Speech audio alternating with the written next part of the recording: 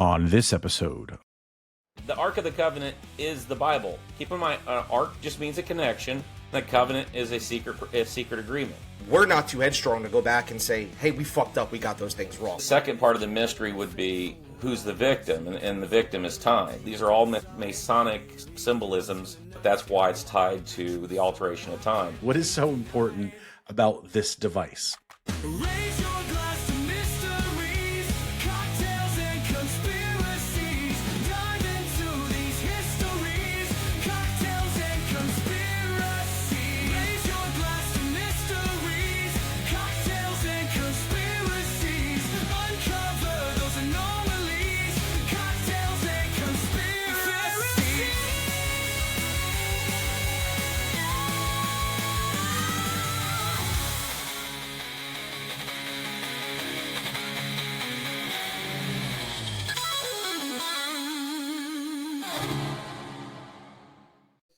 Tonight, we delve into a mystery that transcends both time and understanding. A mystery shrouded in shadows and whispers of ancient knowledge. Imagine a world where time is not merely a linear progression, but a canvas shaped and molded by the hands of those who wield power. At the heart of this enigma lies the Antikythera Mechanism, a relic from a bygone era. But what if this seemingly innocuous device was not just an archaic calculator for celestial events, but rather a sophisticated tool for manipulating time itself? What if history as we know it is not a collection of indisputable facts, but a series of resets orchestrated by powerful figures throughout the ages? Join us as we explore claims that this ancient mechanism has been employed to alter timestamps and control pivotal events, leading us to question the very fabric of our reality. As we sip our cocktails tonight, we invite you to ponder profound questions about existence, the nature of God, and the hidden truths that lie beneath the layers of rewritten history. Good morning, good evening, wherever you may be, whether you're tuning in across the nation or around the world. My name is Shane Skwarek, here as always with Mr. Met himself, Mr. Philipps. We are your conspiracy realists, and this is Cocktails and Conspiracies. And tonight we welcome back a semi-regular guest and friend of the show, Todd Feehan, to unlock more secrets of history as we look back to ancient technologies. Todd, my friend, welcome back. Thank you. Thanks for having me. It's a Toddcast. It's a Toddcast, and it's So we're gonna kind call of an these important Toddcasts. time as we record this, Tim, because by the time this comes out, the decisions here and the Mets World Series aspirations will probably be decided. This is pegged Correct. for, I think, the So- 7th of November. So As we record this, they are in the NLCS, all knotted up with the Dodgers, 1-1, going back for 3 games in Queens. LFGM. there sweep it is. home. Well, cheers to that. Let's get to the shit. Let's get rocking and rolling. Oh, sorry, that's your catchrease. I'm kind of leaning RTR ready to on rock. top of that there. I just want to point out that we have a retard here. It's third time set the retard. It's a three-tod. You're probably A the only three-tod. podcast to have a retard on. I love it. Retard. I don't think people I wonder got if we'll that get a just flag. yet. Will we get flagged for that? No, Todd. It's Todd. Todd. Todd, yeah. Trust me, I Retarded. get it. I think it's no, fucking great. I get what you you're know, saying. I get what you're YouTube has saying. no sense of humor. No, it does. Very little. Todd, the last time we saw you, we were talking astral projection. The time before that, we covered a wealth of topics, basically in summary from the foundations of religion to effectively who controls the world. And since then, we've communicated quite a bit on, again, a plethora of topics. And this one has kind of stuck out. And you keep bringing this up to me personally, and you kept doing research on it. I think kind of kicking things off here, I know I'm pronouncing it wrong, but I'm going to spit it out again. You kept talking about something called the Antikythera Mechanism. Am I saying that right? Yeah. Antikythera? Yeah, I think it's Antikythera. Antikythera. Yeah. All right. Well, you guys are a lot better at enunciating right. than I am. So Antikythera. What is this mechanism? Where did this story begin? It was found several years ago, and it took people a while to figure out even what it was. But in a nutshell, if you've never researched it or anything like that, it's a mechanism of technology that shouldn't exist. And even the people who have found it and studied it say it shouldn't exist. And because what it does is it measures star alignments, and which is interesting because when you think about it, a lot of money went into this for the time. At the time it was constructed, a lot of money and engineering went into it. And no, the part that cracks me up is nobody asks why someone would create this. Because if you're going to predict future star alignments, that's such a niche group of people who would actually give a shit about that, if that makes sense. And the answer is actually, I think, a lot more sinister than that, because even they say that it'll measure up to like 52 years worth of time, but what people don't realize is the celestial star alignments repeat every 400 years. It's like a clock; it zeroes out every 400 years. So even if it only gives you 52 years, that's 52 years forward, but it also gives you 52 years reverse.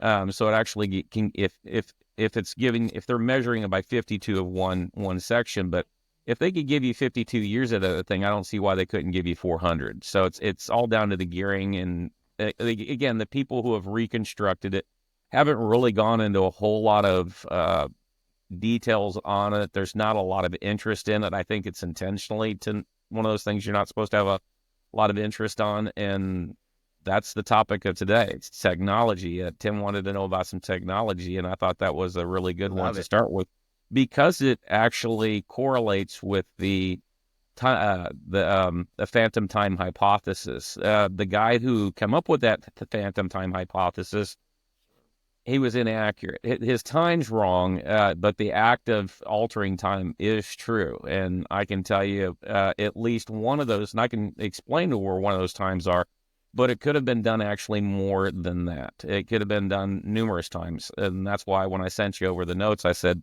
as far as I know, they could have added 1,200 years for all we know, but you would be doing it in increments of 400, because if you added a 400 years to a timeline utilizing one of these things, all you have to do is time it in between two events.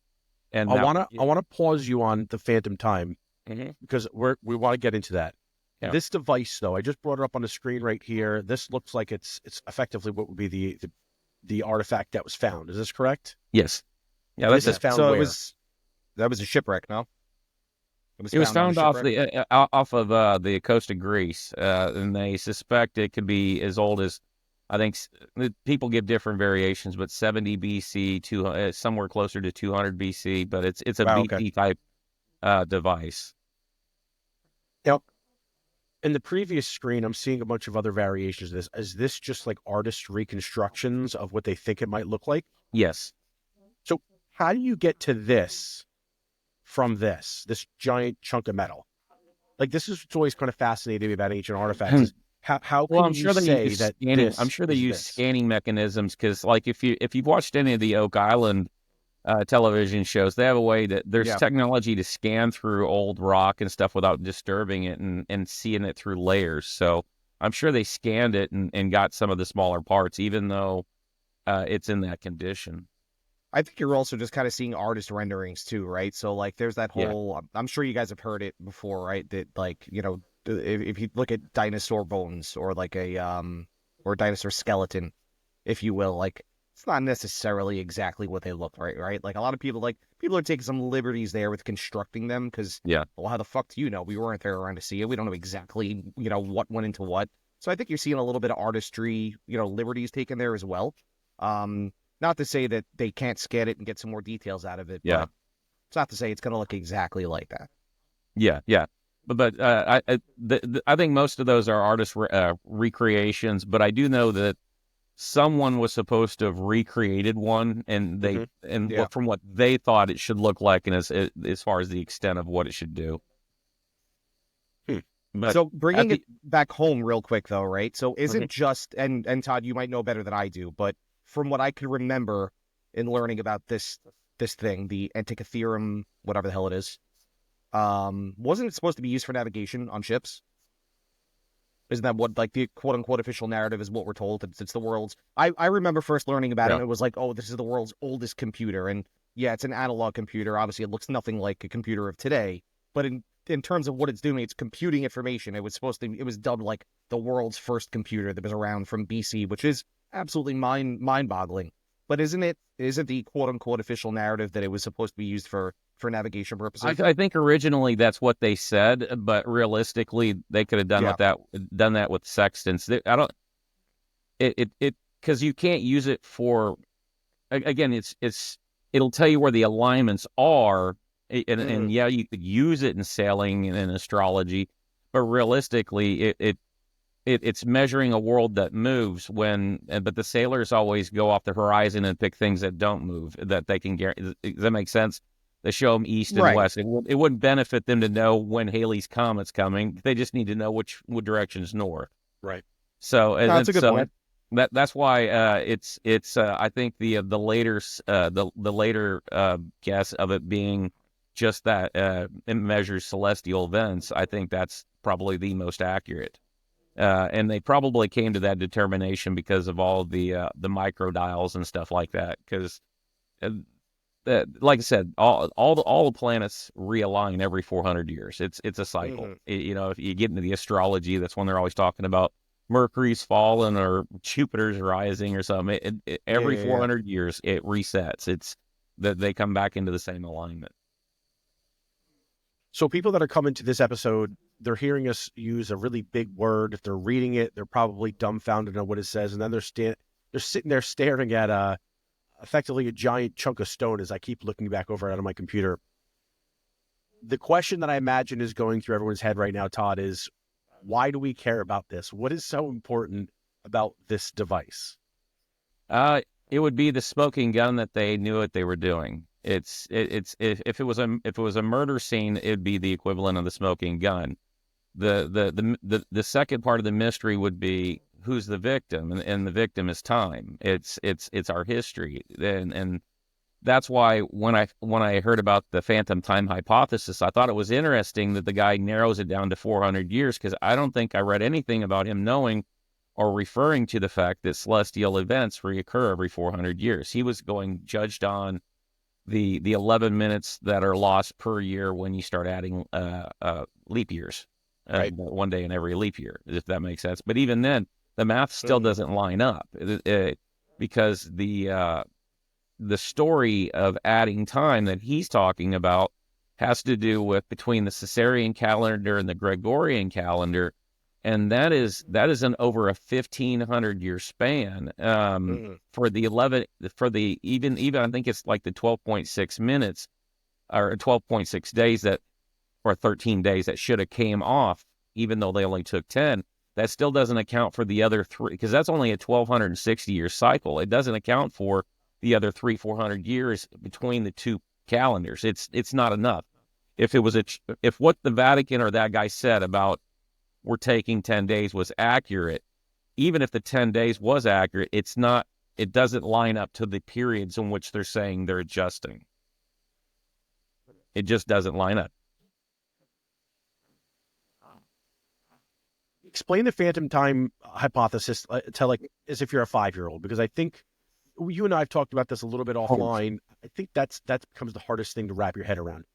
What is that? What are we referring to in the most basic of terms here? When he initially announced it, he was trying to say that the Rome or who is he?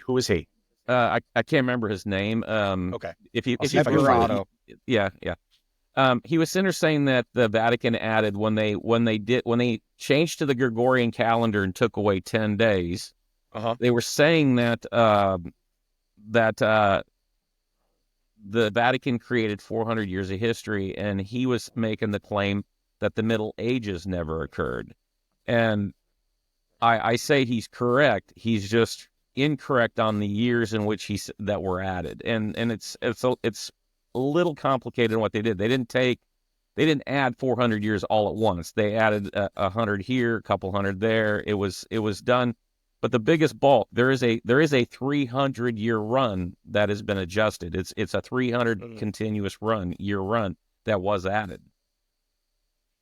So out of the 400. Yeah, from the research that I remember when I first heard about this, and I was like, oh, I that's interesting. It's an interesting hypothesis, and if I remember correctly, it was a conspiracy between three people. It was the Roman Emperor Otto, the Pope at the time, who I think was Pope Sylvester, might have been Sylvester the Second. That's not important. And it might have even had to do with Constantine, from the Byzantine Empire. And the reason why they did that is because they wanted their reign to start in the year 1000, because that would have been a supreme year, right? Our reign begins in the year 1000, and it adds legitimacy to their reign. Sounds very ostentatious to me that you go through all that trouble just for that, but we're dealing with people that had more there's power an important than any of us could ever important dream of. symbology with 1000, the actual numerical number 1000. 1000 is a representation biblically as a pharaoh. The 144,000 are 144 pharaohs, not 144,000 individuals. Does that make sense? Mhm. And it's Right. represented by the aleph, the first letter. It means one, and it also represents 1000. So they are riddled with the use of symbology, and if you understand the context, it starts to make a lot more sense. And again, but that's why it's tied to the alteration of time. The psychological reasoning behind that is people don't care about what happened in the past. So the farther you can get away from it, that's the purpose of why you do this time separation, is to get it out of people's minds. And that's that. So I didn't mean to cut you too short. 1000 is important. It's a biblical reference. No different than like Napoleon and George Washington putting their hand in their coat. All those pictures of people doing that. They always said that it was because it cost a hand and a foot to do the paintings. It's a lie. For starters, they were all Masons.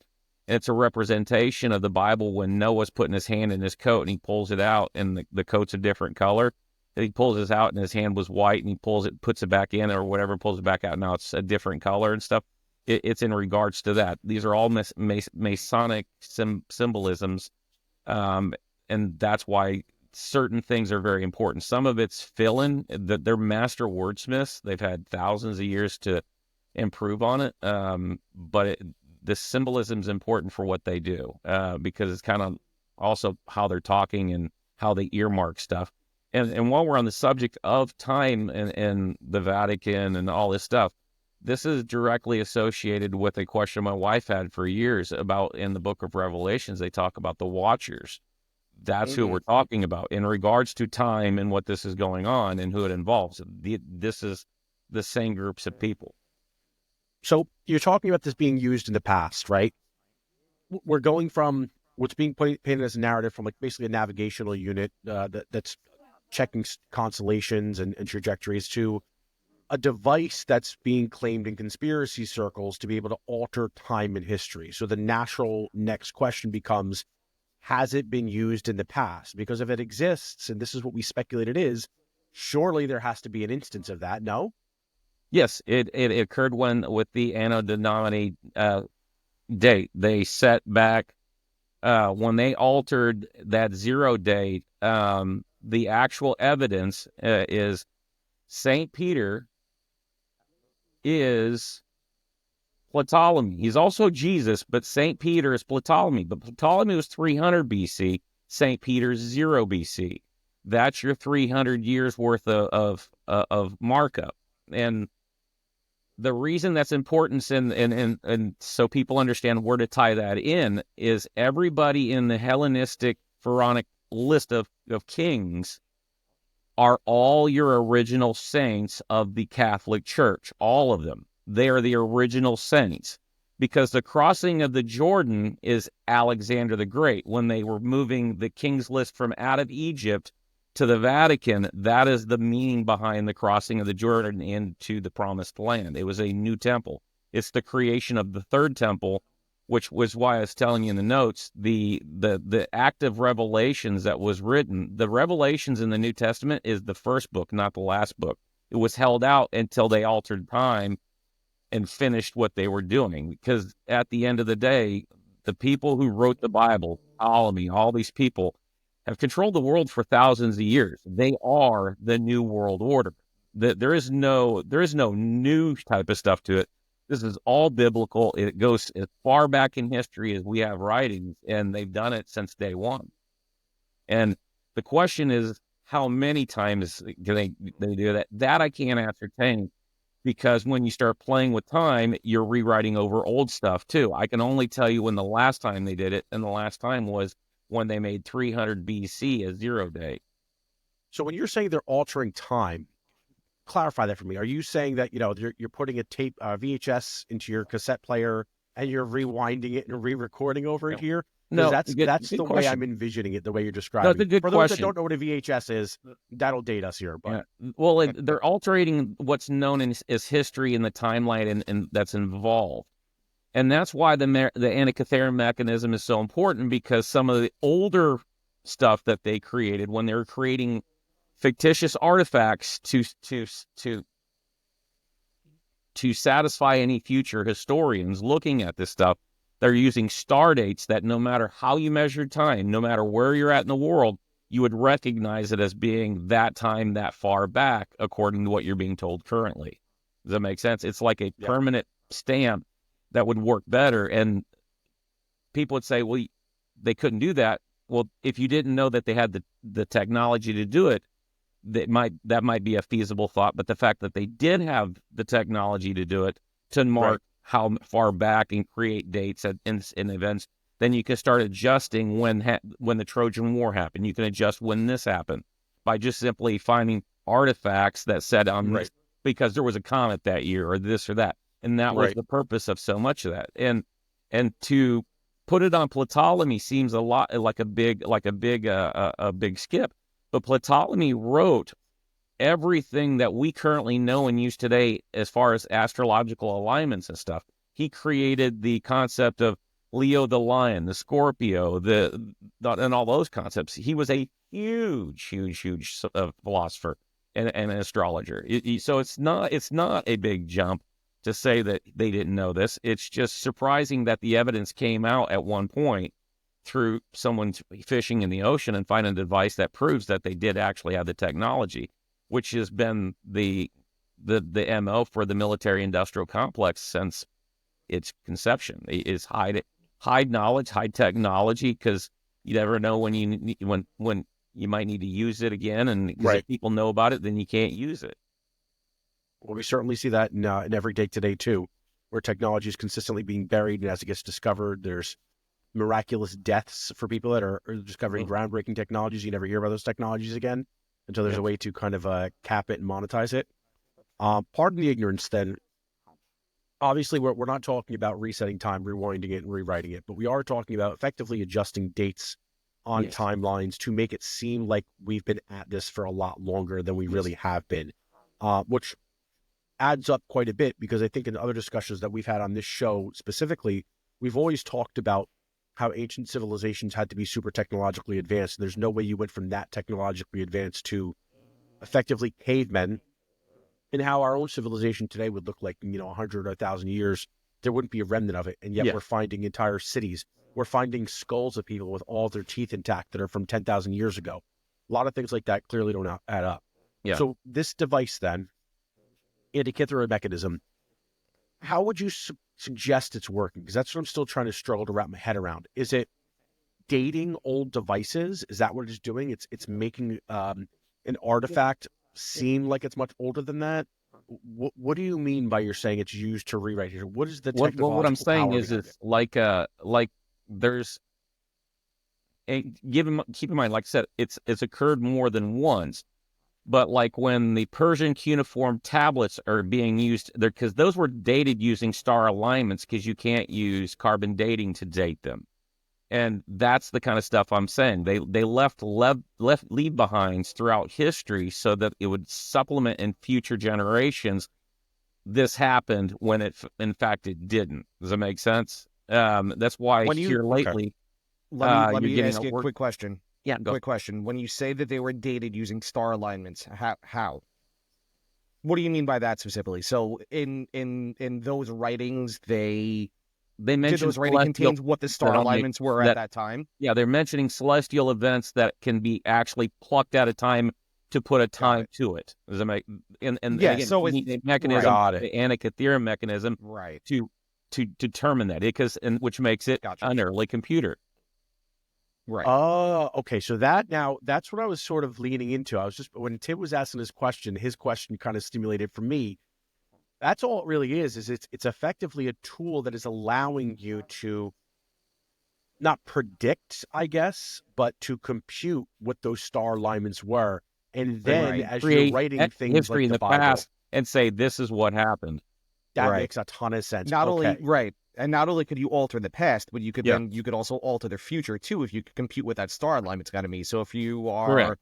sitting there and you're saying, "Hey, I want to create this artifact and say it's from such and such a date." Well, what celestial event is going to occur around that period of time? Let me use the Antikythera device. This is what it's going to be, and I'm going to put that celestial event in this writing, and boom, there you go. People are going to think it's from this or make specific time yourself period. sound like a prophet. You know what I Yeah. mean? That I mean, Right. it had, but it all boils down to knowing what's going to happen before it happened, or knowing what happened back in the time, so you can say during this time should anybody find that. So Yeah. that's and like I said, that has more value. Keep in mind, this was probably for the time not a cheap mechanism to make. That would have more value than it'd have more value than it's just a neat trinket, or a fidget Yeah. spinner. You know what I mean? It was built with a purpose, and the purpose wasn't just generic future predictions, especially if it only operated on a 52-year window. So if we're saying that this device has probably been used in the past, and I know you don't want to speculate too much on when particularly, although there's certain events that might have happened, what would we say, about 10,000 to 18,000 years ago, or 11,000 years ago, Tim, one of your favorite events? Oh, baby. That I'm going one that comes up- specifically to 1600 BC to 1200 BC was the use, because keep in mind, in our history, in known history, geologists said that there was an event around 1600 BC. It was a global event, and it can be found in microplastics that are actually in the ground. That could have only happened if there was some kind of earth strike by a meteorite or whatever. It's also when China, who has immaculate records and the longest running history, has no history of that period, but yet the Romans found, the 16th century, and the Egyptians and stuff, and that was used to put in a period, because like the Sumerians' Kings List, if you go into tons of videos on what some of those have actually been translated to, in the 16th century, they were saying, who is the ruler? Who is the ruler? They had no ruler. And so when Cyrus the Great, who first rewrote history and created the Epic of Gilgamesh, he installed people in that 16th century. And then when Ptolemy did it, who would have been the person that I'm saying used that device, or the people around him used that device, they re-altered the new kingdom and installed, and as Ptolemy was known to do work at a lot of the Ramesses temples. And again, it was to correct, like the Bible says, the errors of Noah, who, not Noah, but Noah in his flood or whatever, where Shem and them get off, and one of the kids seen his mistakes. It's literally just that. They seen his mistakes, and they were backtracking to fix it, and it was corrected by Ptolemy. And when you're looking at it, it's kind of interesting, because it seems like from around 500 BC to 300 BC, and then you have another event at 200 or 100 BC, which was when what was that? It was that's when they created the New Testament. But because of the time alteration, it looks like it's now set as 100 AD, not 100 BC. But the New Testament was written in 100 BC with Flavius Josephus. He wrote that, and Manus actually wrote the Old Testament. The true line of everything is in the earliest portion of Mesopotamian Babylon. They had the Marduk and the Sin. His son's actual name was Sin, but it was the old Babylon religion. Well, when they got rid of it, they adopted Zoroastrianism, which was done by Cyrus the Great, and he did a backup, because that's why we got a lot of this stuff that says it goes back, it's one of the oldest religions. It wasn't. He wrote it back in time and made it look like it was older than what it is. When Ptolemy did what he did, he created Judaism. And then when Flavius Josephus did what he did, he created Christianity. And all of it has to do with the first two rulers being administered through the list, which could have been made up names by what it appears. But it's because the second pharaoh of Egypt, his name is Aha, right? And that's where you get your No-Ah, because the first rendition of the Gilgamesh involved No-Ah.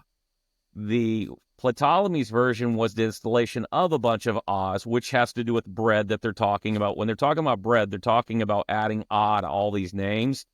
And that's how you get all ah in Islam, because it's all the ahs. That's literally, it's all about ah and manis. Ah and Mary, but Mary's also part of that list. But it's all a literary creation. It's not those writings aren't literal events. They're literary creations to rebrand a religion from one thing to the next. Because I mean, if you look at the Roman Catholic Church after the last 1,500 or so years with their nice track record, they're probably ready for a rebranding, which is kind of where the my cry wolf moment is this great reset is about, quite possibly about that. So how do you determine what the true, and I use that in quotes, year and altar timelines is, and what significance do the years 824, 1224, and 1624 hold for us? Well, those come from the notes. So those weren't years; they were spans of time that could that's what year it could be based on. Got it. 1 400-year segment, 2 400. Right. We don't know. I only can tell you that there was at least one that occurred. And it definitely, the 300 years between zero date and Ptolemy at 336. And keep in mind, his real name was never Ptolemy. Ptolemy never existed. It's a title. Alexander the Great never existed. It's a title. When it talks about Moses going up the mountain and he comes down and Aaron's making a bull, that's Alexander the Great, the name, because it's Aleph and Ra. The X covers up the F of Aleph. It's the bull and the god Ra. Ptolemy, which is, we say Ptolemy, it's pronounced Ptolemy, which is the letter Ta, which is the X in Hebrew to mark something else. And Olemy, it's the mark of Olympia. It's the mark of Olympia, the Olympian gods, the Cleopatras that they're married to. Cleo is the Leo, the lion of Petra, the head of the lion.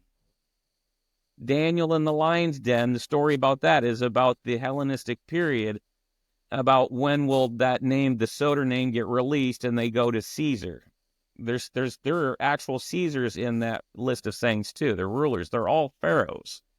And so that's only 300. You need 400 years to adjust history. So they either subtracted. Here, let me put it this way. You don't need to add or subtract history to have a time hypothesis where you got to subtract days of this. You just have to manage it, because we have leap years. And when you do that system, every so often you're going to have to take a day out. So you don't actually need to add or create time. But if you're going to shift time 300 years, it has to come from some other place, and that place it's the places where the time adjustments occur are the Old Kingdom, the Middle Kingdom, and the New Kingdom, because that's when all these stones and all these alterations were occurring.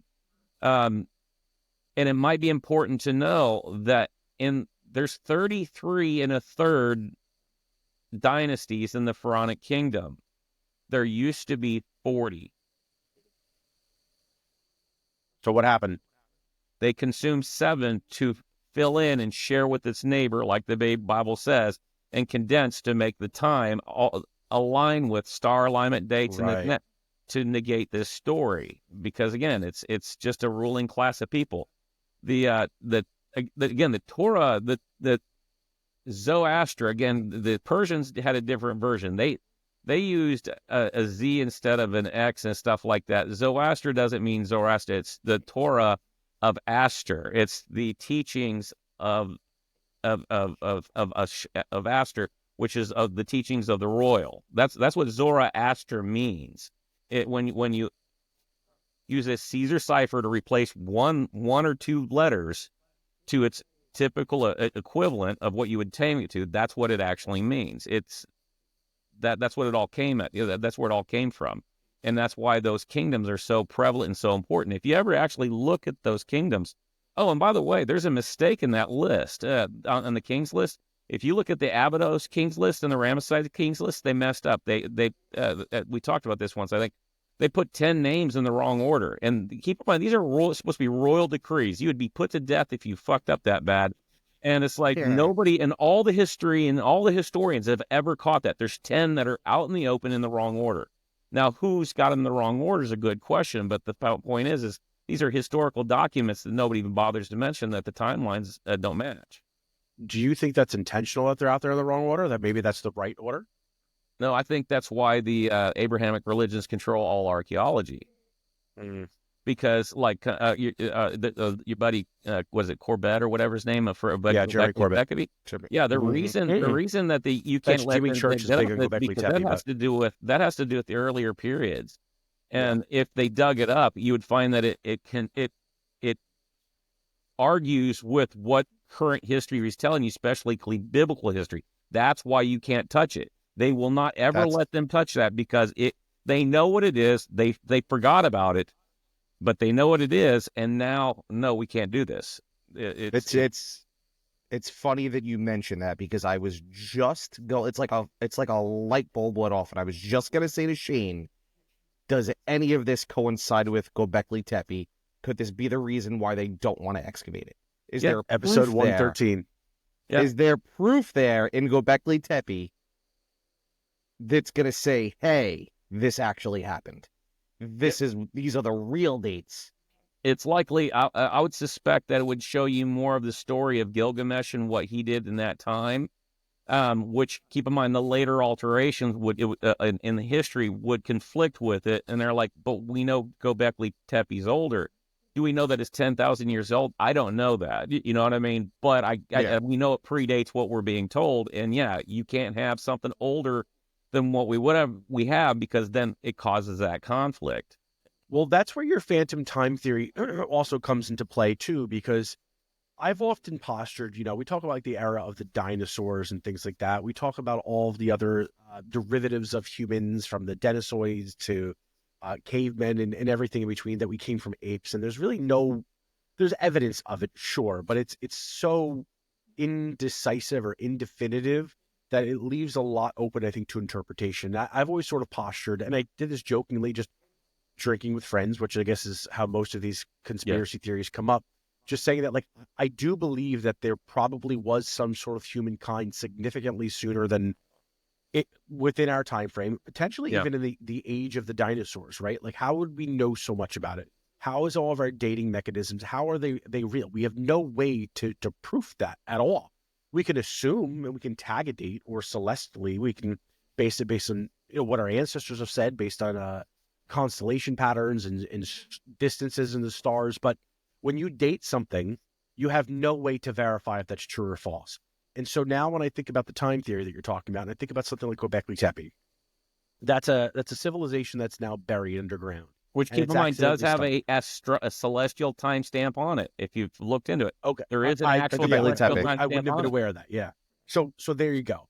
And so I think when you talk about the potential of rewriting history using different religions in the Bible and every other religion's version of such, and all these major events, I don't think the two are mutually exclusive. I think Gobekli Tepe could exist 10,000 years prior to what we thought. They buried it, But and you they won't know thought that unless nobody they would let them find dig it up, and they won't let them do it, which is almost an admission of guilt. And that's my whole Exactly. point. It's an admission of guilt. Well, because there's no good reason. Exactly. Well, they're Well, doing right. exactly what China is doing, but with their Preservation. pyramids. They're burying them. You know what I mean? And Yeah, so right. and where this kind of comes back around, just to make sure we're on the same page when Gobekli, is up until the finding of Gobekli, the only thing written in stone, literally, was in Egypt, which is why Moses striking the stone was so important and the water flowed, because he created the flood when he started. Egypt was always there. The markings weren't. So when the Ptolemies went in there, they simply just added the story on the walls, and that's why Gobekli Tepe is such a danger, because the only place in the world where it's written in stone is in Egypt. And if the two don't line the stories up, and especially if they know they don't line up, we can't ever expose that. And that's what. But keep in mind, at the same time, looking at Stitchin and all the people of Egypt, they're always saying, well, technically this pharaoh borrowed this pharaoh's tomb, and the bodies don't match the time periods in this net. And it correlates with what I'm saying. They move the bodies around to fit the timeline. That's why the pharaohs don't match. And they're like, but the writing is on the wall. And it's like that writing, it's being the first liar in writing was history. later. You get to Yeah. write the history however the hell you want it, because there's nothing on the planet that's going to argue with it. Well, we always found Gobekli. assume that what we see written is the truth, and we don't write the Exactly. truth in our own days. Well, I wanted to bring up the Mayans real quick, because the Mayans are notorious for having said that they found all of their pyramids and all of their structures and they took them over. And so what I was trying to get at before is that, like, I don't think it's mutually exclusive, the fact that, you know, when you look at the Antikythera, I can't even say it anymore, Antikythera mechanism, it's technology, right? And so why couldn't we have this super advanced civilization that lived way in the past? There was some sort of a war, and this group of elites are the ones that won it. And what is the best way to erase your enemies is to erase them from history. The bad guys won. They wiped out the good guys. You bury all of their structures. You bury their cities like Gobekli Tepe, and you rewrite everything from starting from year one. And you make civilization seem like it's younger than it is. The resets, to me, I don't think they want to necessarily stretch them out in hearing what you have to say and looking at other things. I think they want to erase the technological advances of the past. And the more we dig and the more we find these things, it now invalidates the Bible, it invalidates every religion, and it invalidates what the elites are saying, that humankind is only a couple thousand years old. But we're also not, think because about we what just found it 10,000 years older, and it's But probably think about what you're 100,000 years saying. older than that. With the exception of Egypt, the Mayans had, at their temples, they talk about time and calendars. Because remember, we had the whole Mayan calendar thing, the world's going to end. Yep. In all the Hindu temples, they're using time. There's all these calendars for all these religions.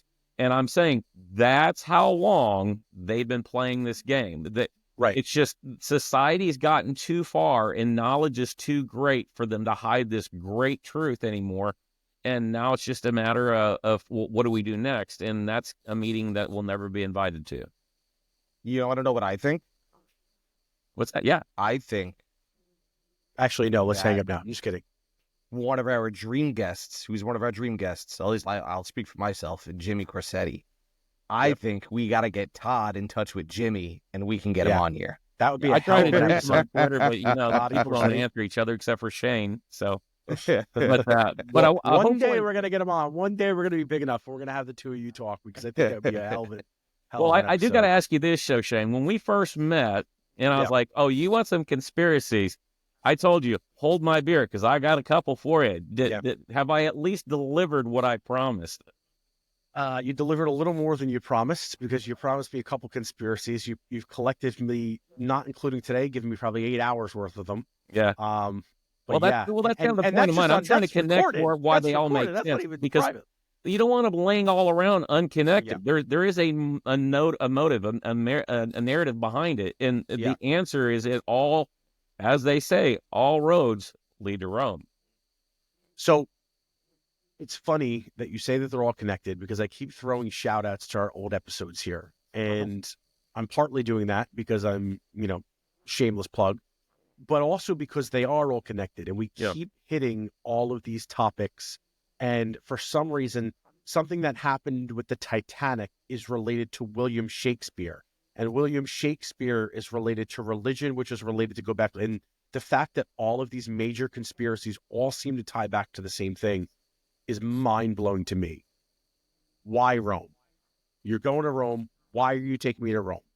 I'm half Italian here. I'd love to go. It's you got to understand what the position, the title of the Pope is. He is the current unknown Amun Pharaoh. He for the Western world. China does their own thing. I think they're in on it. We've talked about it. And that's why like China seems to stay with China, and the rest of us is all Western world stuff. But he is the Pharaoh. Keep in mind we'll have to do a whole episode on just symbolism one time because there's so much of this. Trust me. And when you hear it, that's where you're going to be like, holy shit, this stuff is real. And I'm like, totally. But the key part is it's time for that list to be put to bed and start a new list. That's what the Great Reset's about. It's not just about reducing the population. It's about starting a new list. Because not all the, and that's why they created this list. The Noah's Ark rested on Mount Ararat. Mount Ararat was in Armenia at the back, what they say the back end of the Iron Age. I say it was the middle of the Iron Age, and that was where it rested until it was pulled over to Rome. Ararat also means virgin. Those were virgin names that were untouched, waiting for a new home for the third temple. Cyrus the Great in history was known to build the second temple. He built it. The first temple is Karnak in Egypt. And if you look from Google Earth, they have the same footprint. He was recreating Karnak with the Ramesses in Egypt up in Israel.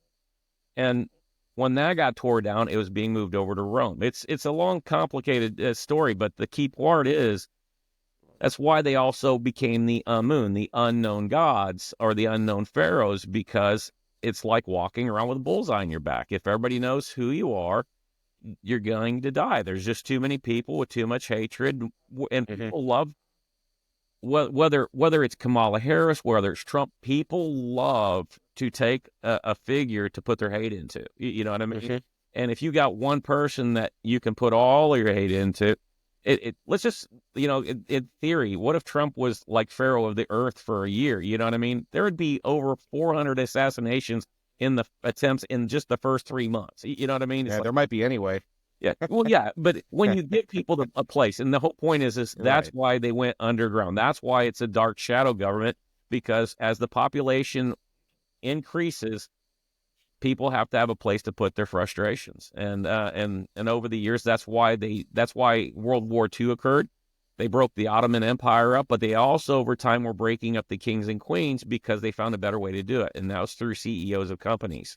You're ruling by owning the land and owning the company without having to be the guy in the politics. They let somebody else do that, and they're just literally operating behind the scene. They found better ways of doing it. Does that make sense? And You either die a hero or you live long enough to become the villain. Harvey Dent said that in The Dark Knight in 2008, one of my favorite quotes of all time, and it rings true here, especially oddly Great specific movie. to this. Great movie, one of my favorites. You talk about the Vatican and the Pope and how all these roads do lead back to Rome, and it's fascinating because we haven't touched on this much yet in Cocktails and Conspiracies, but it is something that, as we've etched down ideas, seem to be kind of circulating back to this place. So this could be the jumping point. A lot of conspiracies, particularly with not necessarily ancient architecture, but to a degree, but things that have probably happened in the last several hundred years, seem to lead back to the Vatican in what's called the Vatican Archives. And it's this underground, quite literally basement hallways of all these major secrets. And quite literally nobody is allowed to go in there except for the top of the Catholic Church. It is guarded 24/7. And if you try to attempt to get in there, you will be killed. This is the Catholic Church that will execute you for trying to effectively go into a basement. They've talked that why can't I think of the name of the device now? I slip up on these things all the time. The big giant box device. to view the future was like a computer. You can view the future. Is that the one you're talking about? Talking about the Ark of the Maybe. Covenant? The Ark of the Covenant. That's what I'm thinking of. Yes. They talk about the Ark of the Covenant could be living down there. They talk about It's the Bible. I mean, they've said No, it is. What's that? The Ark of the Covenant is the Bible. Keep in mind, Ark just means a connection. The covenant is a secret agreement. no, I agree with you in that. It's a living regard. document. The Ark of the Covenant is the living document that we actually call the Bible. It's not a device. It's a contract between all these kings. back up a couple of times. Remember in the story 300 where Xerxes is coming around is like, I am God, just bow to me, Yeah. whatever.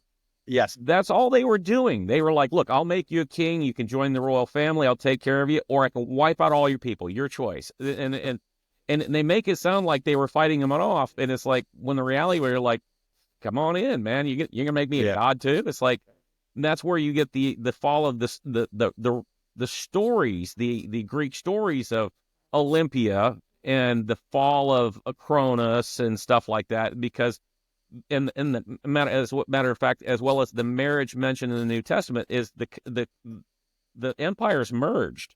That's the story of the Anunnaki. It's and seeking for gold for the heavens, and it's like, it's literally all the same story. All of these conspiracies are all talking about the same story. The Trojan horse of Troy is about the Bible. The Troy is gold, and the gold are the pharaohs, the pharaohs that make it past the flood. It's all the same story. It's just tons and tons of. It's going to come as a surprise. A bunch of Jewish writers that are all Zoroastrian priests, who were known even in the time when they were still Zoroastrians to write religions for Roman governments.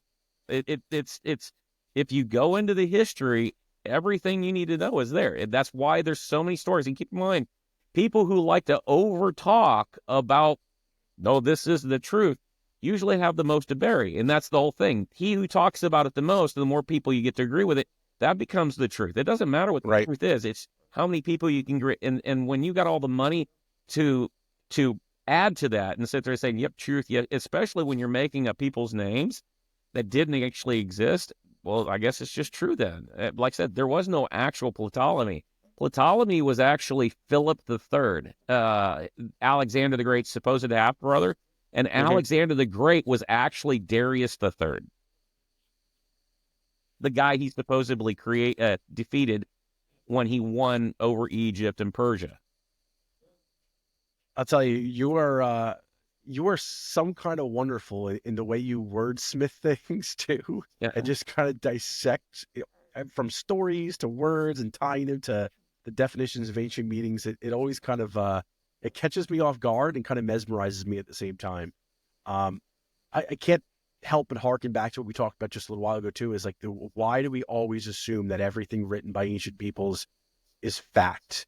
And fact to a degree too, like we know that they're embellishing a little bit because we describe it as like, well, they didn't know what a plane looked like, so they described it as a floating snake or so on and so forth.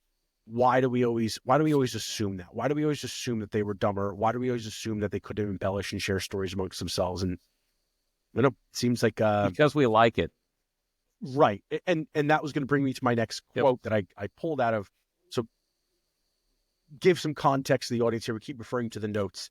Before we joined the call, Todd had sent us over probably about 5 pages worth of some research he did. So we combed through it. So when we reference certain things, that is what we're researching. If you've listened to any of other Todd's podcasts, you know that this man does not come ill-prepared. He is constantly researching and churning through this stuff. One of the things I love about him. But you wrote something about the fact of religion and comfort, and, you know, the idea of God is this warm blanket. And, do you think that idea of religion is what comforts people, is what prevents people from wanting to look for the truth? Because you can live life very happily in ignorance. To some extent, I think so, yeah. I was fortunate enough recently to talk to my daughter about it and just kind of, because my wife is in on it, and she's like, it's scary, as screwed up as it sounds. I think your dad's right. And so she listened to my wife, and at one point she's like, look, can you just stop for a while? Because she goes, it's not that I disbelieve you. She goes, it's just a matter, and that's kind of what I want to explain. It's kind of what she was going through. That's why I believe it this way. Is she goes, I get it, and I know people are capable of stuff like that, but it leaves me in such a gaping unknown about everything else that at least this idea was a place filler. And like I told her, I said, I understand. I said, and this is the daughter that astral projects, which is funny. I'm like, you probably know more about the other world than most people, and somehow you know, and so it can affect anybody. But at the end of the day, is there a greater creator? To me, Absolutely. I'm not trying to take that away. I'm just trying to give people the opportunity to understand that there's a lie that exists. Feel free to prove me wrong. I don't have to be right. It doesn't change anything. It's like Neo and when he leaves the Oracle. By the time you get to the end of the elevator, you'll have ate the cookie and you feel white as rain. And most people are that quick to forget it. You know what I mean? It only means something if it needs to mean something. But yes, I think for some people they require it, and it's like there's to me, I'm like, there's a better alternative out there. But the underside, the ugly side of it, that I think that the realization that most people don't want to come to is the idea of having someone save your ass sounds a lot better than having to be the person that saves everybody else's ass. You know what I mean? And that's kind of where I think the back psychology of Neo and the Matrix comes from. It's like, why me? You know what I mean? And it's like, and I always like the concept of Yogi the Bear. If not you, then who else? Because that's really what it means to as parents, we understand that, you know what I mean? But it doesn't just apply to our children. It applies to the society we live in. It applies to all these factors. And it's like, well, I don't have time for all of that. It's like, I get it because you don't have any help. And that maybe we have to have a really long conversation about how society is going to work for the next 200 years rather than waiting till we're ready to kill each other. You know what I mean? Maybe we should be able to go our separate ways. Because I can't get you to show up to the town hall or with this or that. It's not that you're a bad person. It's an obligation. Is it a law? No, it's an obligation. It means that it needs to be in the forefront of your mind.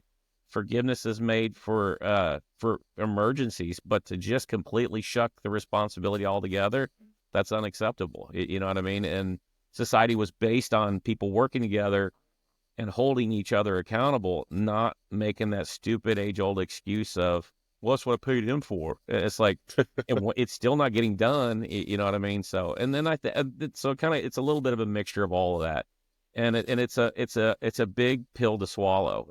But it's in the same light, it's also that growing up moment. You know what I mean? Because it's just that if it's not you, then who the hell is it going to be? I often joke about it, but I'm partly serious that I just want to move out of the United States, go find some vast piece of land and some compound somewhere else in Central America or some island and just get a group of people that think like-minded to just kind of live on our own. Or even just like aspire and dream to like be with that group when Elon goes and conquers another planet and go live there, to escape a lot of the nonsense that happens here and to build civilization in a mindset that is forward thinking and not power obsessed. But like I said earlier, you know, if you can't change the minds of the people that are on Earth now, all you have to do is wait for them to die off. As we bring this home, I want to turn it over to Tim real quick and ask you a little bit. You know, the implications kind of laid out here. We've talked about the Younger Dryas a million times on this show, and great resets along the period of time. This whole journey for us has really been about, you know, what do these elites have in store for us and kind of how we can combat that. And in your everyday life, when you talk to people, how do you position some of the implications and the challenges that you kind of discover as you sit on with somebody like Todd that's sitting here and basically, not that we're very religious, you or I, but like ripping out pages of the Bible and saying like, look right here, like this doesn't add up, and erasing history for the most part. How do you kind of tackle that or approach that with people in life? And how would you encourage our listeners to? I think I'm encouraged by, I really do think that people are waking up, right? You know, to bring it a little bit closer to recent history. If you look at the greatest generation and the boomers, and I don't say that in a negative way, please don't, you know, strike us down, YouTube. I'm not using it in a derogatory term. The actual people that lived during that time period, what they believed everything that the legacy media told them because they had no reason to believe that it was untrue, right? Well, now we have the internet age, and people have the ability to go and do their own research.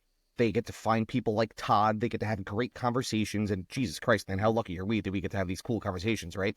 But anybody can have conversations like this with people all over the world on different platforms like X and Rumble and so on and so forth, right? So I'm really encouraged that people are waking up. and people are able to do their own research. And I mean, just look at different podcasts, right? Look at Joe Rogan's podcast. He's bigger than CNN, Fox News, ABC, MSNBC. Look at Tucker Carlson. He's bigger than all those guys. So people are seeking out the truth. They're seeking out unbiased opinions. That's kind of a stupid term, an unbiased opinion, but they're seeking out the truth, right? And I think that, and it's funny that you mentioned that, and I don't often kind of think about like myself in terms of like, what role do I have to play in this whole grand scheme of things? But recently I did kind of connect with somebody on social media that I worked with in the past, and it was somebody that I was pretty close with and I held in high regard.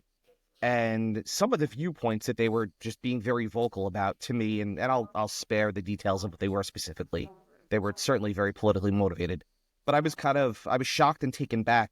And it wasn't necessarily just, hey, I disagree with you and that bothers me. It was the ignorance on their part. And it was just the spewing of complete nonsense. And it just kind of like, I wanted to take that person and be like, dude, like, this is not an attack, right? Like this is like, I respect you, but how could you be this dumb, right? Like any other normal, sane person that's reading what you're writing right now knows that it's just complete bullshit, and you're a smart person. So how are you still falling for this bullshit? And then I took a step back and I realized, oh, this guy's 20 years older than me. He's almost 60 years old. He kind of falls into that old generation, right? Yeah. And so it just kind of, and I guess the point I'm kind of making with that is it just kind of gives me more hope that younger people nowadays, where are we getting our news, right? We're getting it from X. We're getting it from watching podcasts, not specifically ours. We're not really necessarily giving you news, but we're certainly giving you information, right? Yes, absolutely. Information. But the point is, well, we try to bring truth, right? We are the conspiracy realists after all. But I think we're fair. It's okay to be wrong. It's like we're simply people with questions, and these are our lines of thinking. And it's like, share us, help us with the gaps. And I think you're on. I think there's nothing wrong with that, Tim. I think you're right. Well yeah, said. and hey, look, right? We've said it a million times, right? We're going to get a lot of shit wrong, but at the same point in time, we're not too headstrong to go back and say, hey, we fucked up, we got those things wrong, right? Like, that's okay. That's what happens in open discourse and conversation. People get shit wrong all the time. But don't overshadow the concern for everybody's safety that we have in the process, because there is no problem if we're wrong. Just as help assure us how we got wrong. So yeah, please, it's like, please, more people help us. Yeah, no, absolutely. I think that's important, what you nailed on, Tim, and I think that's a great place to kind of bring things home. Is discourse is a natural part of human civilization, of society. It is what makes a society functioning, right? If you can't talk about things, if you can't discuss things openly, you're in for a lot of trouble. You're in for probably endless days of death, or was those cold days of winter, to quote Joe Biden. You're in for a winter of death and suffering. Death and suffering. Fucking. We are fortunate to have somebody like Todd, who's very well researched and continues to bring new things to the table for us here. So Todd, again, as always, we appreciate this. Probably won't be the last time we see you on here. I'll be nudging you every so often to see if I can pull a couple more time out of you. You already signed up for the Vatican talk, so I'm holding you to that one. Yeah. And Jimmy Corsetti, if you are out there, and I'm making a clip of this, so mark my words, we're asking you, join us, give us a half an hour. You don't even have to give us an hour. I want to have you on here. It doesn't have to even be recorded. Talk with Todd. I think your knowledge of just ancient architecture in general, and Todd's knowledge of symbolism and the way to just break down all of the words and the verbiage that has been used throughout history would just mesh really well and create a great conversation. To our audience out there, like, subscribe. Todd, we're going to make it happen. Like, share, subscribe, share, Facebook, Instagram, YouTube, Spotify, Rumble, wherever you listen to us. We appreciate each and every one of you. And for the people that are constantly coming back and commenting, we appreciate that too. Until next time, everybody, enjoy.